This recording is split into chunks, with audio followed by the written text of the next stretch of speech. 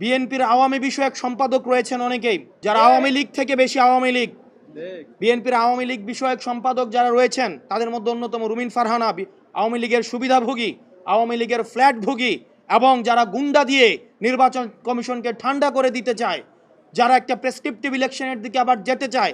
আমরা এই বিএনপির আওয়ামী বিষয়ক সম্পাদকদেরকে বলবো, আপনারা জনগণের পালসকে বুঝুন, 24 পরবর্তী জনগণের পালসকে বুঝুন। পীর এই ফজলু সাহেব, উনাকে এখনো পর্যন্ত আমরা সম্বোধন করছি, সম্মান দেখাচ্ছি, কিন্তু উনি যে ধরনের বক্তব্য দিচ্ছেন এবং রুমিন ফারহানা যে ধরনের বক্তব্য দিচ্ছেন, যে ধরনের কার্যক্রম পরিচালনা করছেন, আমরা ধরে নিব এগুলো হচ্ছে বিএনপির হাই কমান্ডের ইনস্ট্রাকশন। এবং আজকের নির্বাচন কমিশনে যেই ঘটনাটি ঘটেছে সেই বিষয়ে বিএনপি কি অবস্থান নেয় সেটির প্রতি আমরা নজর রাখবো। আপনারা দেখেছেন নির্বাচনের আগের রাতে যে ওসিরা, যে এসপিরা, যে পুলিশরা টাকা খেয়ে নির্বাচন করে দিয়েছে, আমির নির্বাচন করে দিয়েছে, তাদের আজকে পরিণতি কি হয়েছে। আপনারা জনগণের পক্ষে থাকেন, জনগণ আপনাদেরকে বাঁচাবে, কোনো রাজনৈতিক দল আপনাদেরকে শেল্টার দিতে পারবে না।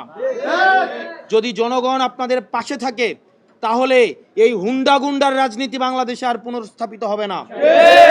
আমরা এই গুন্ডার রাজনীতি আমরা ভারতে পাঠিয়ে দিয়েছি। এখন এই রুমিন ফারহানারা যদি সেটি আবার বাংলাদেশে রিহ্যাবিলিটেট করতে চায়, তাহলে হাসিনার প্রতি তাদের যে আন্তরিকতা, তাহলে হাসিনা যেখানে আছে তাদেরকেও সেখানে চলে যেতে হবে। এই নির্বাচন কমিশনে বিভিন্ন পক্ষের লোক রয়েছে। একজন হচ্ছে বিএনপি পন্থী, কেউ হচ্ছে অন্যপন্থী, কেউ হচ্ছে ডানপন্থী, কেউ বামপন্থী। এই যে পন্থী, আমরা চেয়েছিলাম বাংলাদেশপন্থী নির্বাচন কমিশন। আমরা এই নির্বাচন কমিশনের যে ধরনের অ্যানোমালিজ রয়েছে আমরা খুব শীঘ্রই আপনাদের সামনে উপস্থাপন করব। এবং বাংলাদেশের এনসিপির নেতাকর্মী, আপনারা প্রত্যন্ত এলাকায়, আপনারা প্রান্তিক জনপদে যারা রয়েছেন, সারা দেশের এনসিপির নেতাকর্মীদের প্রতি বিএনপির যে বিমাতা সুলভ আচরণ, সেটির আজকে একটি সিগন্যাল আপনারা পেয়ে গেলেন। বিএনপির এই যে আগ্রাসী যে মনোভাব রয়েছে, গুন্ডাতন্ত্রের যে মনোভাব রয়েছে, গুন্ডাদের তুষণ এবং পোষণের যে মনোভাব রয়েছে, সেটি থেকে